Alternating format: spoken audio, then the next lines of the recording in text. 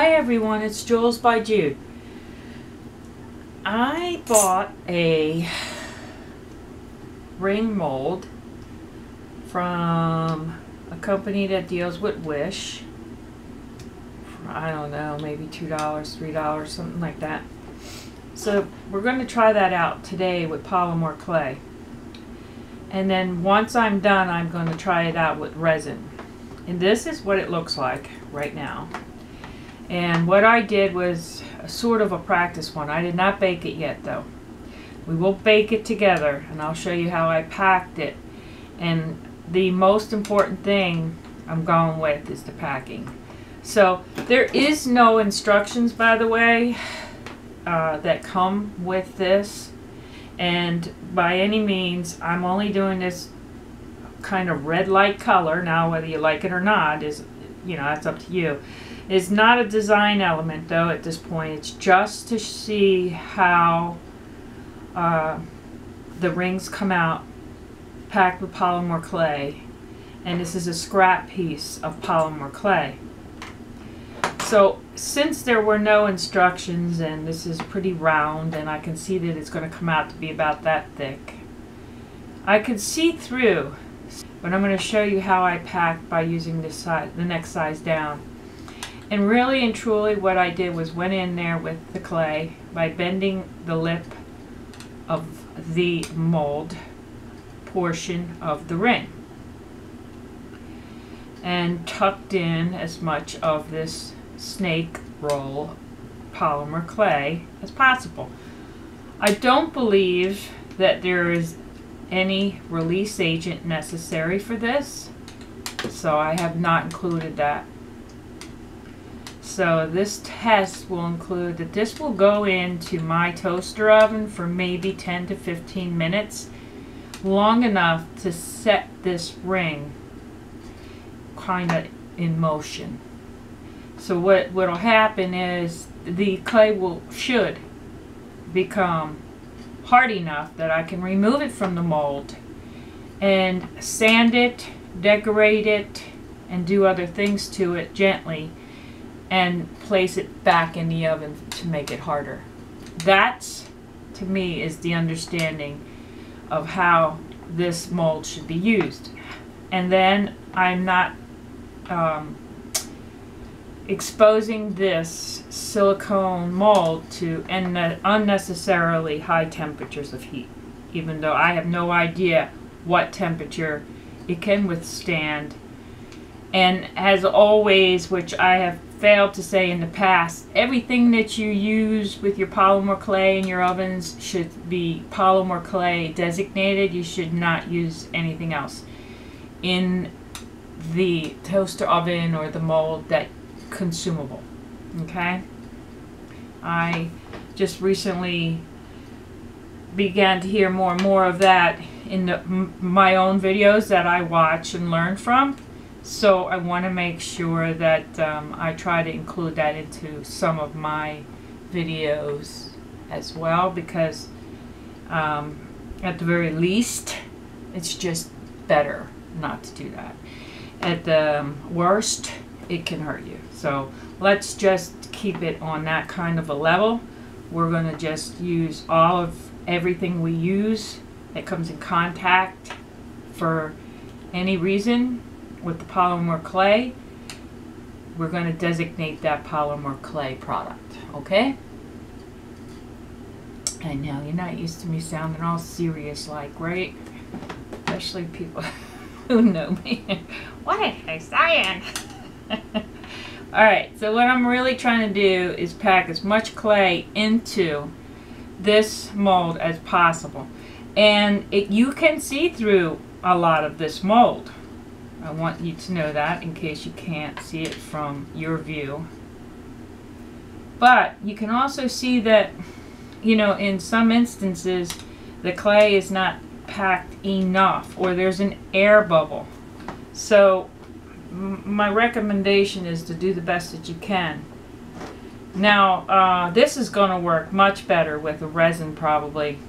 Not probably, it's almost 100% sure, because you just have to pour it in there. However, it's pretty tight at the top of the mold. So if you're planning on putting anything inside the mold that has the resin in it, you may run into an issue or two, but we haven't tried that yet, so let's not go there yet. Let's not go somewhere we haven't been. Now, I'm going to observe and take a good look at both of these rings we got going here now. I could see a little bit of a, and you know, I did, you know, condition the clay a little bit. It is a scrap clay, and I'm not positive because I throw most of my clay together. I'm not positive if it's soft, so it could be sculpey. So I'm just not positive on the exact amount of this, that, or the other in there. Okay, so but I can see that, you know, I want to make sure that there isn't any void at all, and that's why I keep pushing the clay in as much as possible. I'm pulling some of the outskirts of the mold. If you see, I'm pulling and pushing. When I go back in, I push, and I'm hoping that that's going to ensure a really good stern, you know, pack that in there really well by doing that. Like I said, no instructions.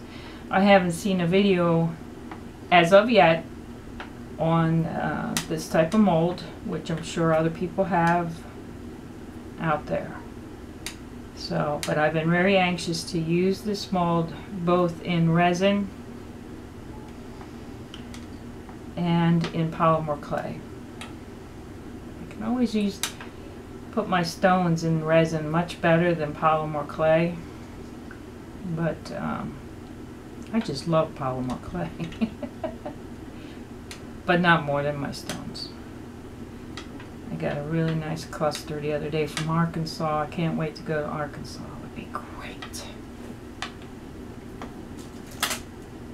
Alright, I'm going to shave a little bit off of this top part here. I can see a little better. I'm looking really closely at whether or not my piece is, hopefully does not have any air bubbles. And occasionally I think I see where it may be like not be packed as well as I would like it to be, so I keep trying to pack it in there really well. So you really do, if you're going to do this, you probably want to take your time, okay?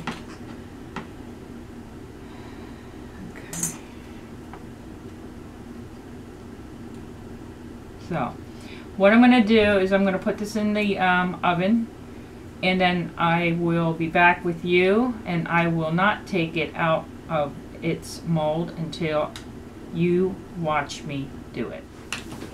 Okay, they're out of the oven. Let's see, they're cool enough to take them out of this. I'm nervous. All right, let's see what they look like.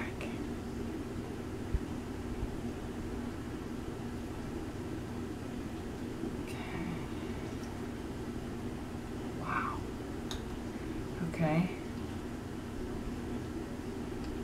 Wow. Okay. Interesting. Very interesting. They definitely need to be sanded, and that a lot, you know, probably a lot more if I hadn't. I could have cut the tops off, made them a little bit more sharper, but wow, the other side. So I think I overpacked the top of it and could have taken some of that off, and I'll show you why, because when you see the bottom, it's perfect. Look how big my fingers are. That's the largest one right there. I'll have to get the measurements because I don't think they're on here. No, they're not. And with metals and stuff. Now, I have some experience, right?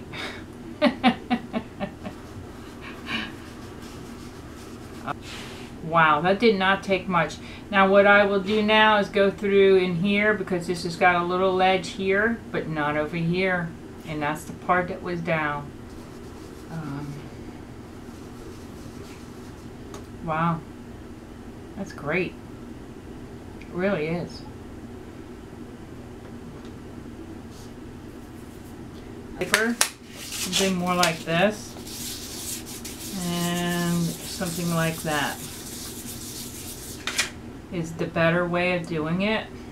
Takes off if you keep going in one way or in another way, it doesn't do you any good. You want it to be equal pressure, unless you're realizing that one side is terribly off, in which case you would focus on that section. But dealing in metals, silver, copper,